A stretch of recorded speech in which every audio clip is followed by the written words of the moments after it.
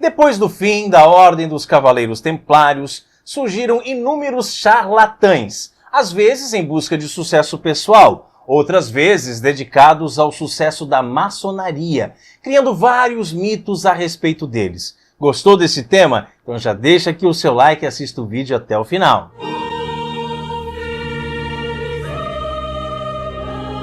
Vinde, ó Deus, em meu auxílio, socorrei-me sem demora. Na Alemanha, George Frederick Johnson começou a vender falsos títulos nobiliárquicos de cavaleiros templários. A trapaça se garantia por meio de uma lenda, segundo a qual os essênios teriam segregado uma missão aos cônegos do Santo Sepulcro e que agora essa missão estaria a cargo dos grãos-mestres da maçonaria. Piada, né? Somente quem chegasse aos últimos graus da instituição desvendaria o segredo. Quer saber mais? Então lembre de curtir esse vídeo e se inscrever aqui no canal para não perder nada por aqui, ok? Um pastor protestante chamado Johann August Stark, professor da mesma universidade onde Kant lecionava na época, a fim de progredir profissionalmente, propagou o conto sobre os templários e a maçonaria,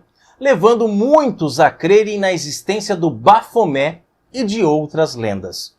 Nesse grupo se inclui o príncipe alemão Fernando de Brunswick.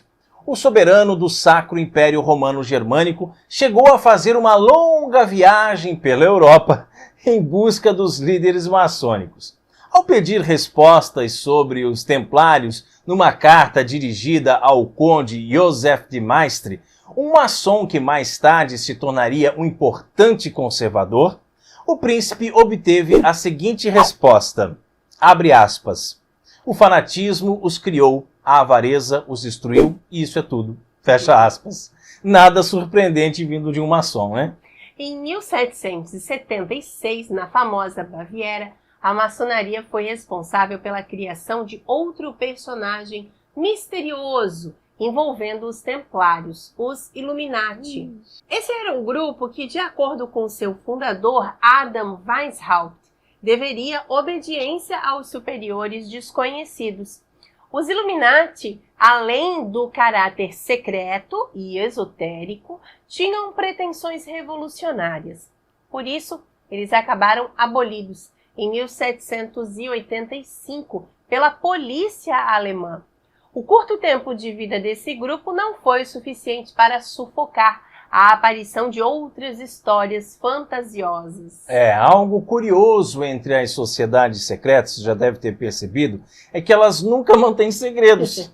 Pelo contrário, são as que mais fazem propaganda de suas intenções.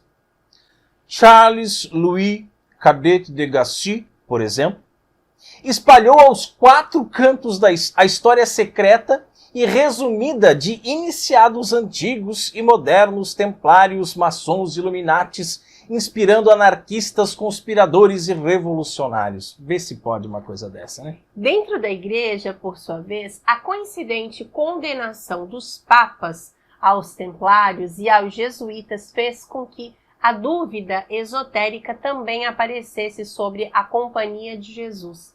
Foi o padre jesuíta Augustin Barruel quem teve o trabalho de desfazer o equívoco, mas custou um preço.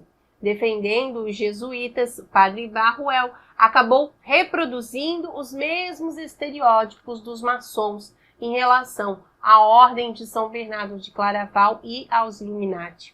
As meias explicações do sacerdote podem ser lidas no seu livro Illuminati, o Código Iluminado.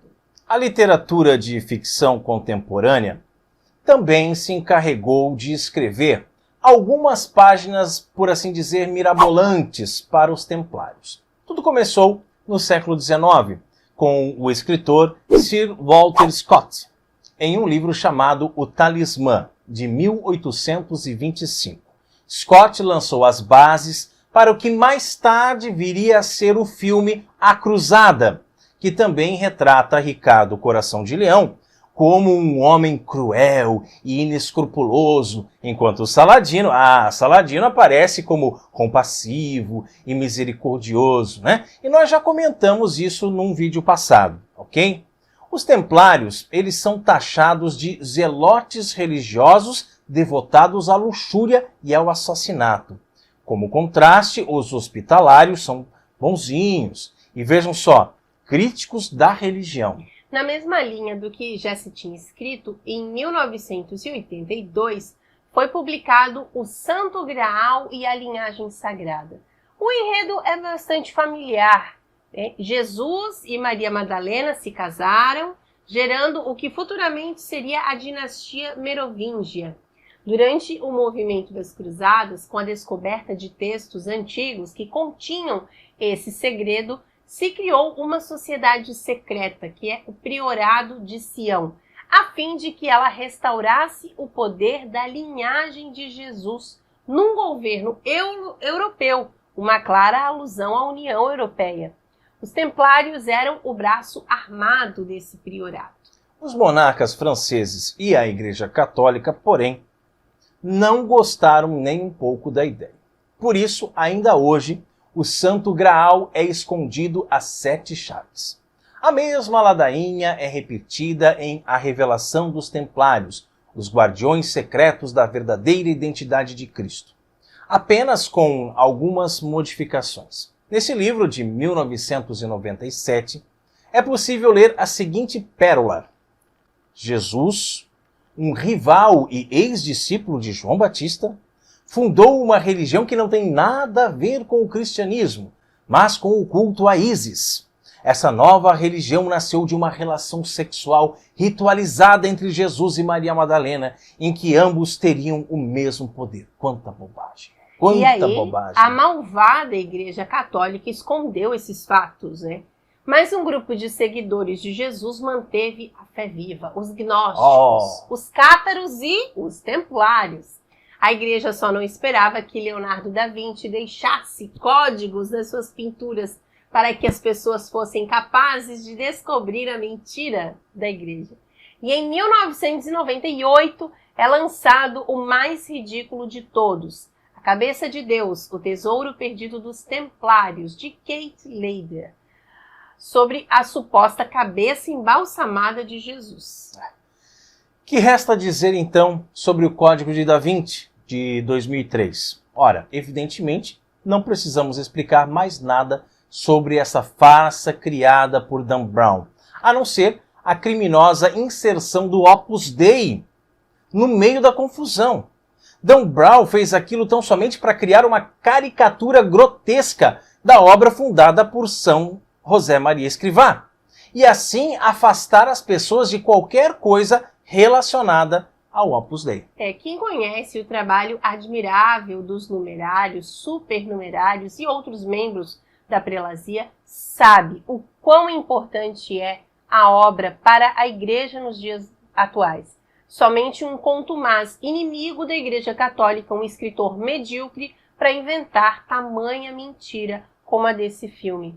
O despropósito chega a um nível tão absurdo que Dan Brown comete a gafe imperdoável de colocar um monge albino como membro do Opus Dei, quando o carisma dos filhos de São José Maria Escrivá é exclusivamente a vida secular. Em suma, são esses os principais mitos em torno da Ordem dos Templários.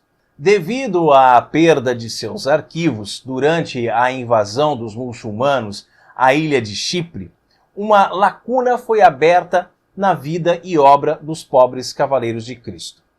E isto sempre será uma oportunidade para os teóricos da conspiração e, como nós vimos, carreiristas e charlatães e inimigos da fé. Glória ao Pai, ao Filho e ao Espírito Santo, assim como era no princípio, agora e sempre, por todos os séculos dos séculos. Amém. E você, gostou de conhecer um pouco mais sobre a história dos Cavaleiros Templários? Coloque aqui nos comentários para nós o que você achou do vídeo de hoje, ok? E se você ainda não curtiu esse vídeo, dê um like para nós, tá certo? Que Deus te abençoe. Salve Maria!